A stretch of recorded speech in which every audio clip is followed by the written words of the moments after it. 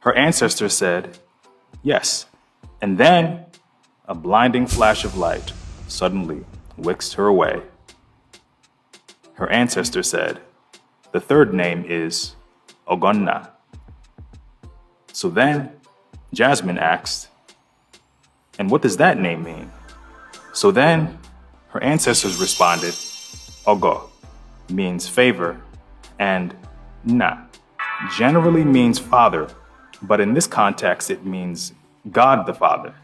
So together, Ogonna means favor from God. Jasmine says she likes that name too. But then she got a little bit more curious.